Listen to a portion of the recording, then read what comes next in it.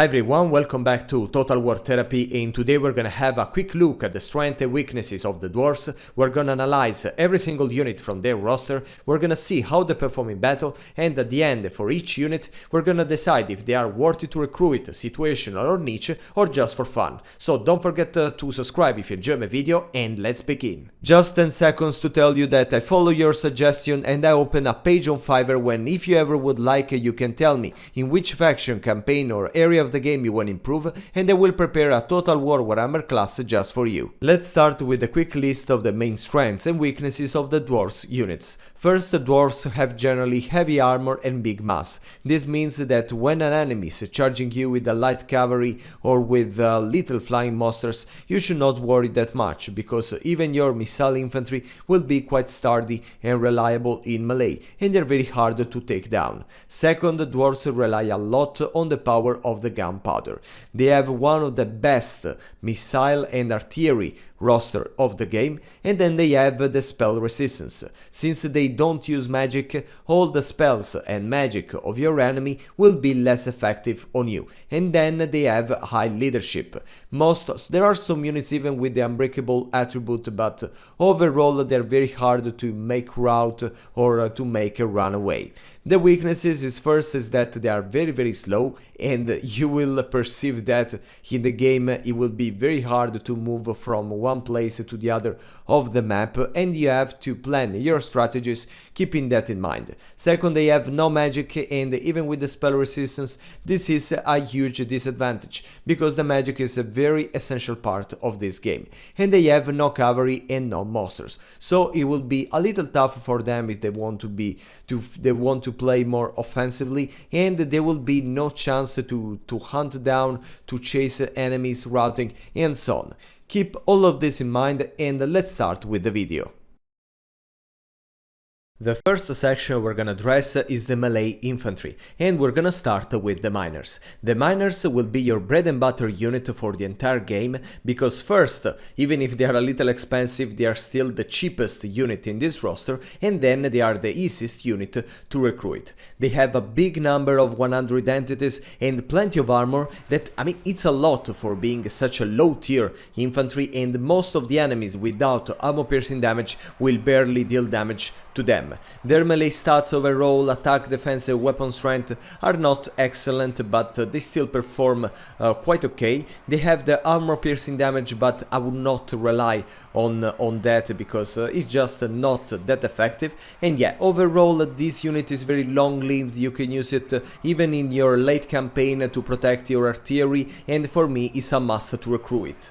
Miners with blasting charge. They are the same as the miners, but with just one addition. They have one, and I'm saying one, ammunition of this kind of bomb or grenade that is quite explosive and harmful. Now, is it worth it to spend more than 100 coin to get this version with just one ammunition of this special range weapon? In my opinion, yes, because they are a very low tier unit, so you don't expect them to stand still against a bunch of enemies, but just to perform well against the other low tier infantry counterpart in the enemy army. And this only ammunition that you can upgrade and increase with the technology and some skills, it's very powerful. Even with the very short range, it will make enough damage to make the difference in the fight between your low tier unit and the low tier unit of your enemy. The Ekron miners are the regiment renowned version of the miners with blasting charge,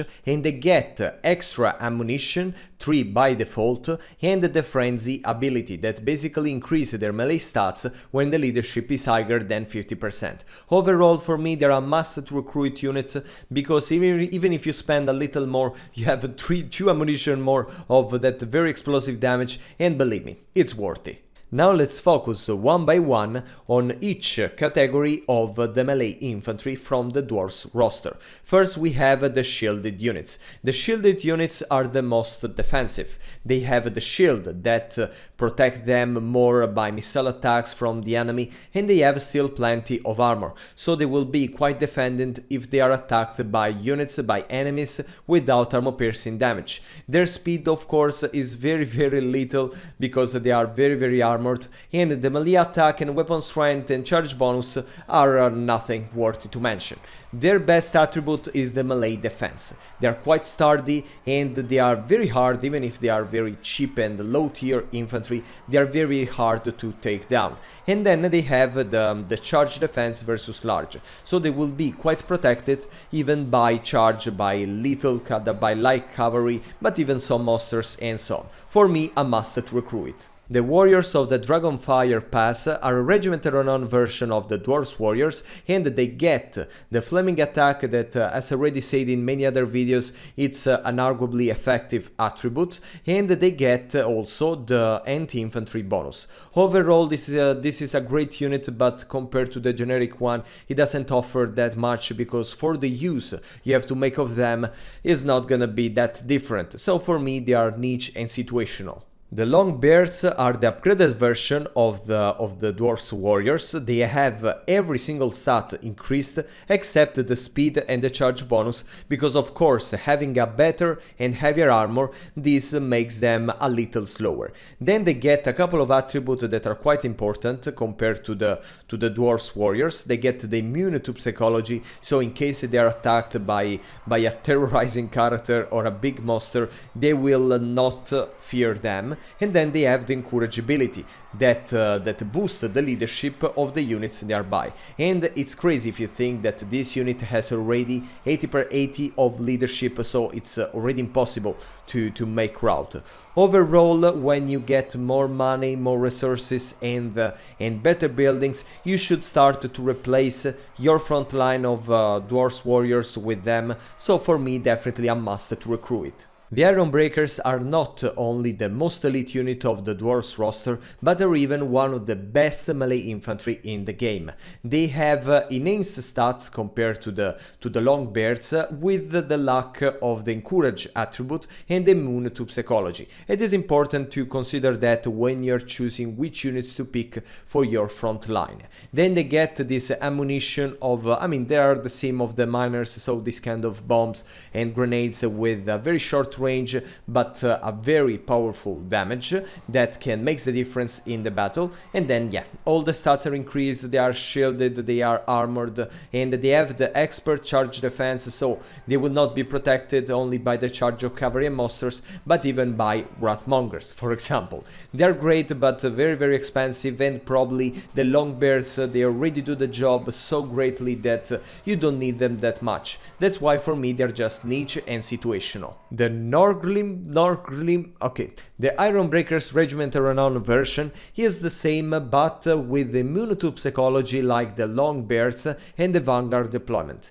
That are attribute not that necessary here, because the Vanguard deployment, why that? They are so slow that you cannot use it as a Vanguard unit. And then the immune to psychology may be great if they don't have already 95 of leadership, so they are basically unbreakable. So for me, just for fun. Now let's start with the category of the great weapons. This unit will be the same as the counterpart in the Dwarfs Warriors with shield, but with some important differences. They will lose the shield, but they will get more melee attack, they will sacrifice a little of melee defense, and they will get more weapon strength with charge bonus and ammo piercing damage. And of course they will lose to the charge defense versus large. That is actually something that you can get by technology over time in your campaign. So you decide. In any case, these units are the damage dealer of your melee infantry, so while the dwarves with shields are supposed to protect your flanks to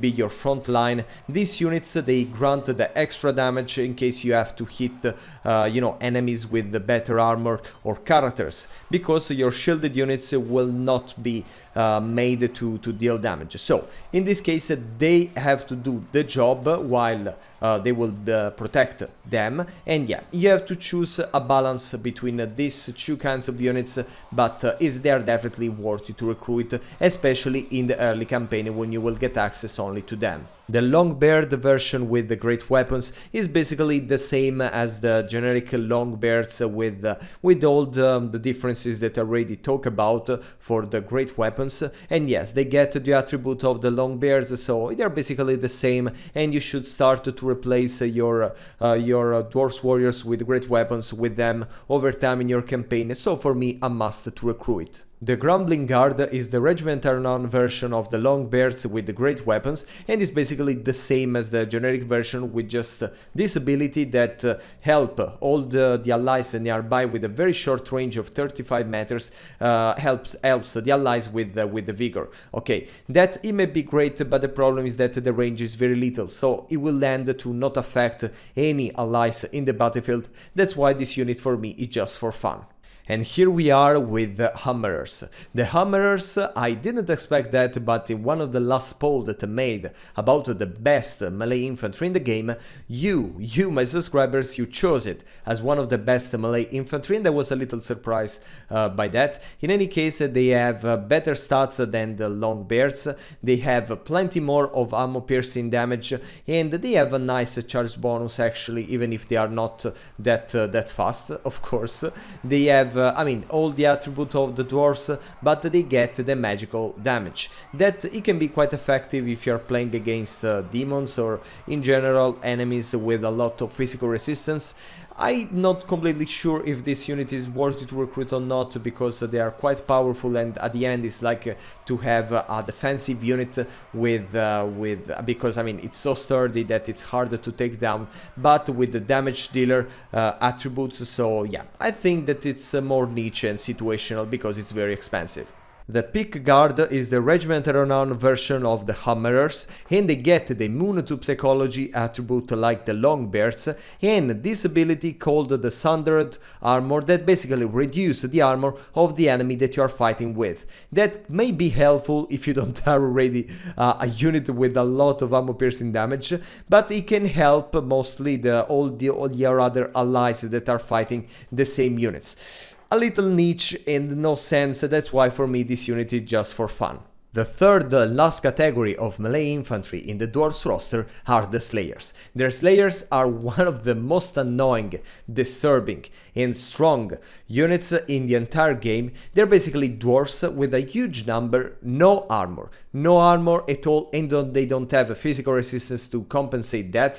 They're unbreakable, so there is no way to make them rout. You have to hit them till the last if you want to defeat them. They are fast, not even for being a dwarf like they say in the unit card, but even for being a melee infantry in the general game. They have a lot of melee attack, the melee defense is quite little, but they have a lot of weapon strength, charge bonus, and they get the anti-large attribute, together with an ability that increases their weapon strength when their hit points are less than 20%. And then they are Slayers, so they can never have their weapon strength reduced by an ability or an attribute. Now, this unit is very important in this roster because they are your anti-large dudes. If you have to fight an enemy army, especially with a lot of monsters and cavalry, they are your best choice to win against them. So, but you have to be very careful, because at the same time, if you let them fight against other infantry, you would probably lose, and they are exceptionally weak against the missile attack. So use them very carefully, but they're definitely a must to recruit unit. The Dragonback Slayers are the regimental renown version of the Slayers, and they get the physical resistance that is great if you consider that this unit, as I said, has no armor, and then the charge defense versus large.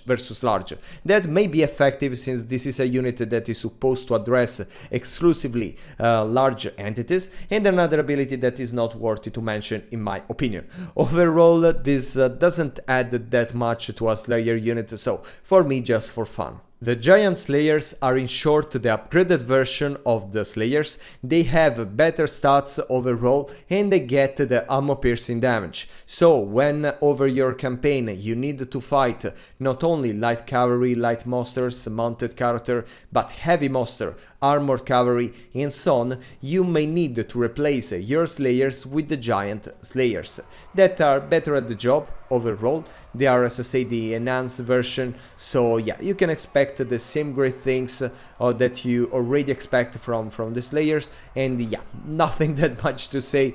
They are a must to recruit unit, but honestly, in many circumstances, the Slayers can do the same job for a better price, so yeah, must to recruit, but not that must. Now I will introduce you to the Missile Infantry chapter, where we split this unit into 3 basic categories, and the first one are the Quarrelers, or the crossbows, we can say. They are the most basic Missile Infantry in the Dwarfs roster. They are still quite sturdy and strong in melee. This is important to state, because you can rely on them if they get charged or attacked by other units. Okay, they are strong in melee. Their missile attack has a good range of 160, that is not the same as for the bow, but is still great. The missile strength is little and with no armor piercing damage, so you have to focus on enemies with low armor and no shield. And yeah, I think you may use them for the entire game. That's why I will put it into the must to recruit category, and yeah, they're always great for all your campaign. The version with the great weapons is basically the same, but with the differences that I already mentioned in the previous section. So if you want a unit that is less defensive but more damage dealer, and of course this depends a lot on the way you're building your army composition, you can choose to recruit them instead of the other. It's just up to you, but in any case, for my game style, I would put them in the niche and situational, because I prefer the other version because it's more defensive. The second category of Missile Infantry, that there will be an additional unit in a DLC, that's why it's not just this, but for now we got the Thunderers. The Thunderers is, you can expect the same in melee from the Quarrelers, so quite sturdy, and they can be effective at melee even if it's not their purpose. Their missile attack is very different because they require a straight sight. You cannot deploy them in your second line, but they need to be in your front line, or in any case with a clear sight of the target. The range is shorter than the Quarrelers because it's just 145, but the missile strength in this case is armor piercing. You should find a good balance between these two units, because they can be great against heavy cavalry, monsters, characters and so on, and they are very strong and accurate and precise. That's why they are a must to recruit unit for me. The third and last category of Missile Infantry are the Iron Drakes. The Iron Drakes, compared to the other Missile Infantry, are a very fewer number, because there's just 28, but they have a lot of armor. They have 125% of armor, that it's almost impossible to hurt them with arrows or with light cavalry charging them. That's why you will see, especially when you fight against them, they are very hard to take down. In most of cases you can just afford to distract them, but not to destroy them. Their missile attack is very powerful, even with a little range, and that's why you need to put a lord or a hero in front of them to protect them, by, you know, to give them more time to shoot. And yeah, their missile strength is amazing. They have then they reduce the leadership with the burn attribute, and then, I mean, it's so destroying, so explosive, so damaging. You have to be careful about how to use it, but believe me, it's worthy, and that's why this unit is a must to recruit. The Scolder Guard are the regimental renowned version of the Iron Drakes. They get some physical resistance that is good in case you get attacked, and then they get more range.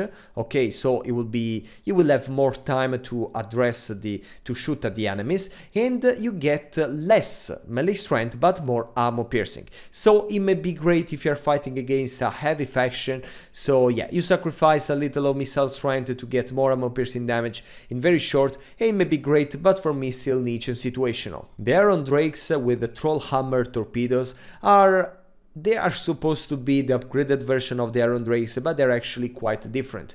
In melee they are the same, but their missile attack has basically a longer range, a very longer range, that is even more than the Quarrelers.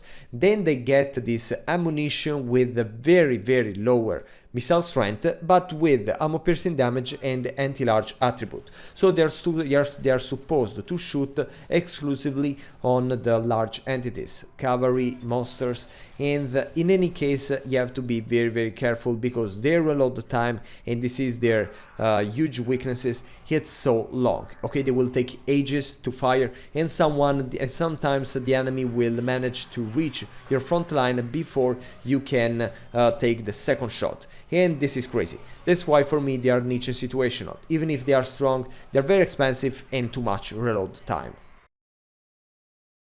Now let's start with the artillery faction of this video, and the first unit we're gonna address are the Grudge Throwers. The Grudge Throwers are basically the catapult of the Dwarfs roster, so they have a very long range, they are quite cheap and easy to recruit over your campaign, a lot of missile strength, and of course they are specialized against infantry. Now my evaluation depends a lot on whether you're playing with an easy setting or with a hard one, because with a hard one the enemy will actively try to dodge your ammunition, and believe me, they can do it, they manage to do it, and most of times if you're playing with the hard setting they will miss the target, and that's why I don't feel to put them in the must to recruit category. They are more niche and situational. If you want to annoy the enemy, you know, kinda cause troubles into their formation, it can be great and they can still hit the missile infantry while they're shooting, but yeah, overall if you're playing with the hard setting I really cannot feel to put them in the must to recruit. If you're playing with the easy mode, don't worry, I mean they're great, they are perfect and you can use them for the entire campaign. The Goblobbers are the regimental renowned version of the Grudge Throwers, and they get more missile strength and this additional attribute that is the Discouraged, that lower the leadership of the enemy that hit. That can be great because if you're dealing with infantry, you know, reducing the leadership means that they have a high probability to rout, so great but still niche and situational. The second unit we're gonna talk about are the Cannons, that are quite specific units in this game. They have in this case the same range of the catapults, but with better missile strength and more ammo piercing. The difference is that they have a lower arc of fire, so you have to deploy them in a more strategic position, sometimes even in your front line, because I mean they need a clear sight of the target, but they are more accurate and precise, even if they have just single bullets, we can say. So you should focus on cavalry, monsters, single entities, but definitely not infantry. I mean, unless you're attacking, you're hitting directly the flank. They're great, and in the case you are playing with high difficulty setting, they are probably the best choice around all the basic artillery. So for me, they may be a must to recruit in the early campaign. The third artillery piece we're gonna talk about are the organ guns. The organ guns sacrifice a lot of range to get an increased missile strength. Their short range is not that much a problem, but you have to consider that if you're playing against other missile focus faction, you may not have for granted the range superiority. But at the same time, this missile strength is very armor piercing and very accurate, that can be suitable for everything, from heavy infantry to characters, monsters, cavalry. That's why this is one of the best units in the game. Believe me, they are so destroying, so damaging, and you will love them. I feel to put them in the must to recruit category because I genuinely think that every Dwarfs army should get one. And nothing, have fun, be careful of the low arc of fire, but yeah, in any case they will bring havoc to the battlefield. The last artillery unit we're gonna talk about in this section are the flame cannons, that are the most elite artillery unit in the Dwarfs roster. They have even a shorter range compared to the organ guns, but they have this very huge missile strength of more than 500 with the burnt attribute that reduces the leadership of the enemy, and yeah, overall their damage is more spread, we can say, so they are more suitable for a heavy bunch of infantry. They can really annihilate them. You should focus more on the low armor ones because they don't have the armor piercing damage, but overall they will deal plenty of damage, don't worry. It's not I mean, I suggest to recruit just one of them because they are still a little niche and situational, and I will put them in this category. And in the late campaign, even if they are very expensive, they may perform a little less than you expect. Now let's start with the section dedicated to the flying war machines by the Dwarfs. Of course, probably you know that before Thrones of Decay, these units were just not worthy. They were bringing no benefit to the battlefield, they were just few entities with very poor damage, but over the patches they get very great, and sometimes that they are even too much great. Now there are 12 entities with plenty of armor, plenty of speed. Of course you cannot stand any melee fight, so you have to run and escape any kind of situation if a flying cavalry, some birds, some bats, some furies are attacking you. The armor is still great, so many units of this kind will not deal a lot of damage, but believe me, overall they will manage to take them down. Their missile attack it has a little range, we can say it's not that big, but being a flying war machine with very fast, you can bypass that. And the missile strength is low but ammo piercing.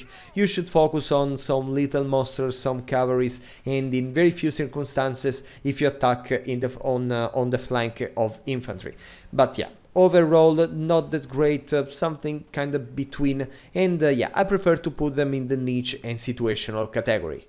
I forgot to say before, so I will say it now. This unit has also a couple of bombardment abilities, we can say. So basically you can fly over a unit and unleash this little explosion that are not game changing, but they can help you a little.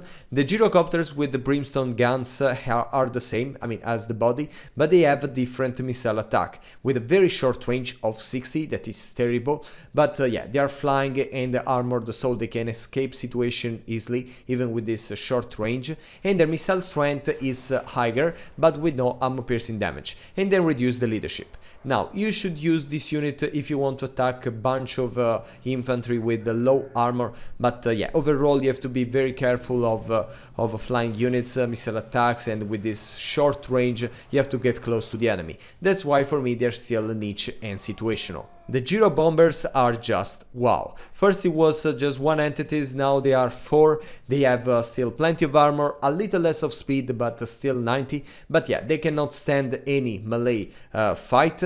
They have a lot of missile strength, and believe me, it's very ammo piercing, very accurate with the suppressed fire, so they reduce the speed of the enemies. They are most suitable, I think, against monsters, characters, and single entities overall, but believe me, even against infantry, against cavalry, they do an amazing job. They have another bombardment ability that in this case of course it's less because they are there are fewer entities than the gyrocopters, but they have 11 ammunition, so yeah, you decide which is better. For me they're a must to recruit unit, they're just perfect at their job, and I want any Dwarfs army to get at least one.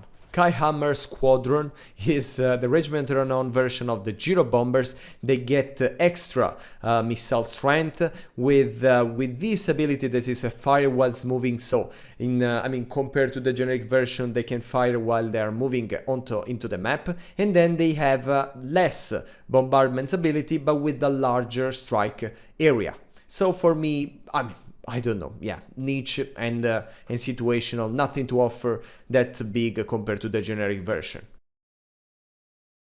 Let me welcome you to the hero section of this video, and let's start with the Thane. That is the melee specialist of your unit roster. I will not linger over any single abilities because there are many, and of course over your campaign you can decide which one to pick first.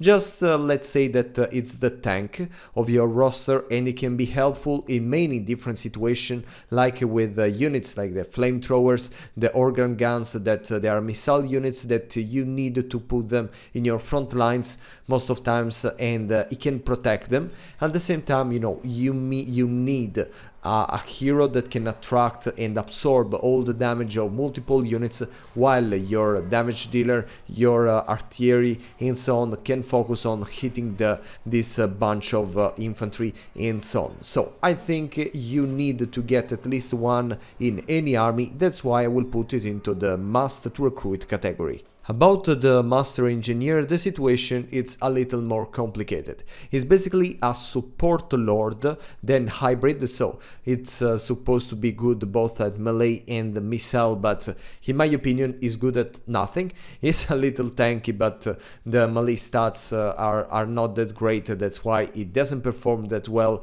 if fighting or dueling against other heroes. And then its missile attack may be strong, but it's still a single entity with that requires straight sight, and I mean it can hit a little some monsters, but the damage will not be satisfying.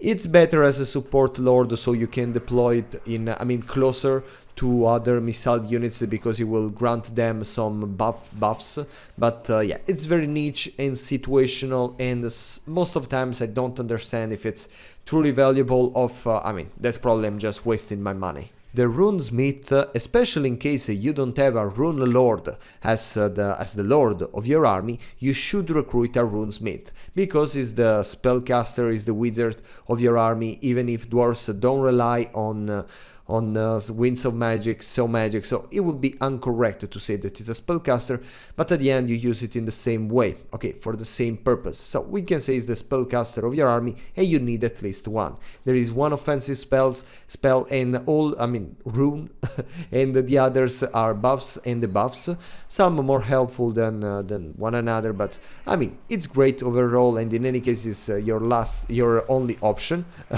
to get some increased spell damage. And then there is the thing that he has access to no mount, so you have to be careful, it will be on foot all the time, so not that fast to cast these spells, and still a must to recruit.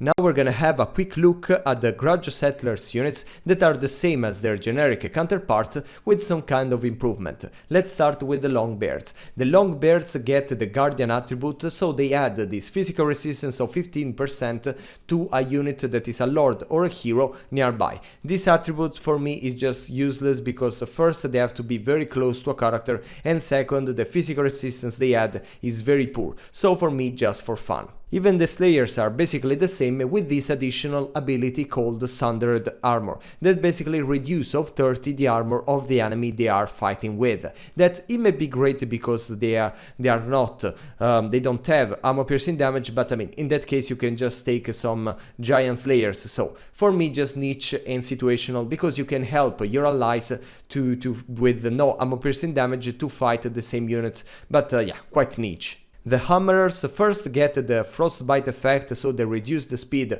of the enemy. That is great because they are dwarfs, so very slow, and they can easily chase them, maybe. And then they have the Frenzy attribute, so their stats are increased. That it can be great, but I think it doesn't change the unit itself at the end. So they're still hammers, but better at the job. So for me, still situational and niche. Different is the situation of the Quarrelers, that they get the anti-infantry bonus both in melee, where they are stronger, and in the missile strength, altogether with the shield breaker, that reduce the chance of the enemy to block your missile attack. And this is very it's amazing, because you can definitely get an increased amount of damage against shielded infantry. So for me they are better than the generic version, that's why they are worthy to recruit. Nice news even for the Iron Drakes, that get 50% more of range, and this is awesome because you will bypass, just a little, the main weakness of the Iron Drakes, that is the very short range. In this case you will be able to shoot at the enemy a while before, and yeah, I love it, and for me it's a must to recruit compared to the generic version. And honestly, my campaign I'm used to replace all of them with the Grudge Settlers version.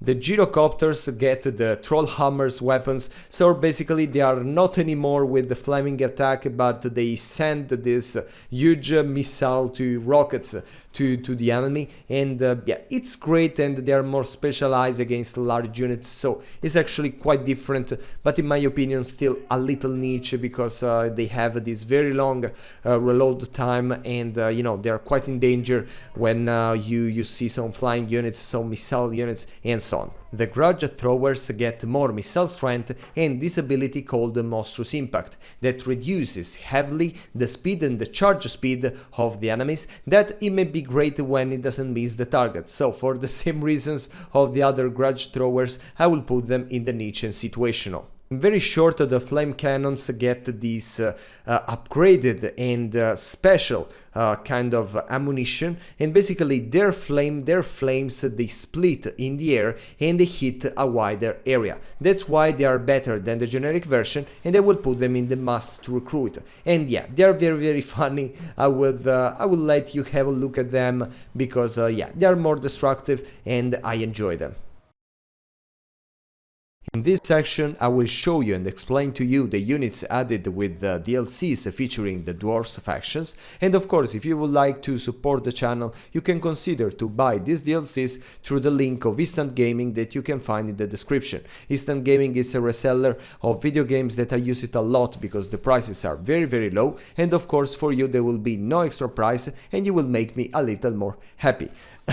Said that, let's start with the King and the Warlord. That is the first DLC featuring dwarves added in Total War Warhammer 1, and the first units we're gonna talk about are the Rangers. The Rangers are basically quarrelers with less armor and a little less better in, a little less strong in melee, but they get some nice ability, like the Stalk attribute that is very important because it allows them to move around the battlefield hidden. They will not seen from the enemy unless they get very close or when they start to shoot, and you can use it for more versatile strategies. They're still dwarves, so you can hide them in a forest, and if a light cavalry is charging you, you can manage the situation, and they're great with their crossbows, so I like this unit. I enjoy to use them. Of course you have to use them in a more versatile way, okay? Just don't deploy them in your second line and let them get stuck there. Another option of Rangers that you get access to are the Rangers with great weapons. They actually are quite different from the other version. They have, all the things that we already say about the great weapons, so they're less defensive but more damage dealer with ammo piercing damage in melee. In the missile, of course, they keep the Stalk attribute like the previous Rangers, but they get this different missile damage because the range is very little, and they are throwing hatchets. Okay, hatchets, axes, you decide how to call them. That it's a stronger attack. Okay, it's more ammo piercing, and believe me, it's more. You can see that the damage it's far more. But yeah, the range is shorter. You don't need the clear sight. This is an important thing that you may miss. You can put them even in your second line protected, and yeah, they are better at the job, but they sacrifice the range. But for me, they are completely different unit. Probably more niche and situational. The Ultras Raiders are the Regiment Renown version of the Rangers with great weapons, and they have basically this additional hacks that they can cast that reduce some of the missile resistance, the missile block chance, and the armor of the enemies within the range. That for me it may be helpful, but they require more management because you have to remember every time to cast this spell when you start to engage with your missile attack. So for me, not worthy and just for fun. The Bugsman Rangers are basically the most elite versions of the Rangers. They have increased stats, and they have a couple of attributes that may be very interesting. First, they have the charge defense versus large and immune to psychology, that they may be together particularly helpful in the case that I told you that you are in the vanguard area, you start to shoot at the target, the enemy spot you and send a light cavalry to take care of you, and in that case you will be more protected, not just for the enhanced melee capabilities, but because with the charge defense and the immune to psychology, you will not fear cavalry monsters and so on. And then they have the regeneration. Okay, that's it's something great for a dwarves unit that is not magical and so on. That it's slow, of course, but it can have an impact if you are playing very long fights, and that's why for me they are a must to recruit units. The Bolt Throwers are the last unit added with this DLC, and I already said this in many other videos. I think they are definitely not good at their job. In many few situations I found them helpful, but Most of times, I mean, of course they're cheap, they are easy to recruit, but yeah, even if they are supposed to have armor piercing damage with the anti-large bonus, I mean, they struggle a lot to deal any damage to cavalry, monsters, characters, mounted characters, and so on. I don't suggest to recruit them, really, but yeah, in some cases you can take them to have fun if you want to build a themed army, and yeah, but yeah, overall for me they're just for fun, and yeah, probably Creative Assembly should rethink of them and find a way to make them actually effective. Now let's start with the units added with the DLC Thrones of Decay, one of my favorites so far, and let's start with the Dragon Slayer, the only generic hero added to the roster. Basically the Dragon Slayer is a anti-large specialist, is a slayer, so everything that I already said about slayers in the melee infantry section, it's the same with the improved abilities and attributes. Of course, you have to send it to chase down monsters, cavalry, mounted characters, and it can be quite helpful. Of course, he has no armor, and if you get in a duel with other lords and heroes, he may lose, and yeah, at the same time it's vulnerable to missile damage and so on. So yeah, you have to be particularly careful, but against some particular factions, I say particular too many times, and it can be helpful. That's why I will put it into the situational and niche category. The Doom Seekers are first of all one of the best melee infantry in the game, and second they are slayers. And but they're slayers, so they have all the attributes and abilities of slayers, but they are not specialized against large units. They have anti-infantry bonus, and they are very good against them. They are very few entities, so keep that in mind when you send them against you know, a bunch of missile infantry of your enemy. But once they reach the enemy front line, they will be indestructible. It's so hard to take them down, and they are still unbreakable, so there is no way to make them rout. And yeah, they have an ability that basically they create a little vortex. We can say that it's quite powerful, and then yeah, many abilities all together. I love them, and yeah, you should recruit many of them, even if they are very expensive. They are so perfect at what they do and so destructive. The Brotherhood of Grimnir is the Regiment Renown version, and basically its Vortex ability is a little enhanced, but yeah, for me not that much worthy for the money and the micromanagement that follows, so for me just for fun. The Slayer Pirates are still Slayers, and then they are hybrid units, so they're good at melee and good at missile. The missile attack has very few ammunition with a short range, but armor piercing damage, so you can use it in some offensive tactics. And in melee they're Slayers, so they are still very good. They're not specialized against anti-large, but they do plenty of damage against horses, cavalry, and infantry. Of course, they are not that tanky, so you have still to use them as a slayer units. Okay, don't get stuck in melee, you know, surrounded by many units, because they will fall down quite easily. But yeah, if you use them to attack the flanks and with additional missile damage, they will be quite great. But yeah, just for fun. Honestly, I would not put them in any solid army composition, so yeah, just for fun. The Long Drong Slayer Pirates, that is the Regiment Renown version, get this additional ability that is called the Dwarf Room, sorry, that yeah, they drink room, and in some way they reduce the attack of the enemies nearby. I mean, still just for fun, it doesn't change that much. The Thunderers with the Grudge Rakers. This is a very powerful unit. They sacrifice a lot of range compared to the standard Thunderers, but they get more missile strength, more armor piercing, and believe me, the effect is quite satisfying. They basically are like the blunderbusses of the Chaos Dwarfs, so you have to put them in your front line, protected by a lord, by a hero, and they will have enough time to shoot enough ammunition to the target to annihilate most of it. They're quite powerful, yeah, but they need extra protection, like for the blunderbusses, so be extra careful. But yeah, overall for me they're a must to recruit unit, and even just one of them can make the difference into the battlefield. The Grim Delvers are the Regiment Renown version, and actually it's a quite interesting units because they get the Frenzy, so they are better in melee, and then they get the Striders and the Stalk, so you can use them as the Rangers.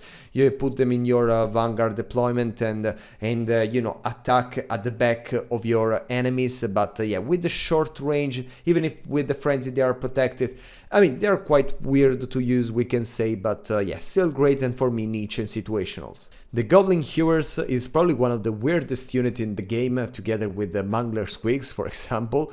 They are basically this artillery piece with very few ammunition and a very short range. I mean, very short. The missile strength is 3000, that's probably the biggest in the game, with ammo piercing and anti-large damage.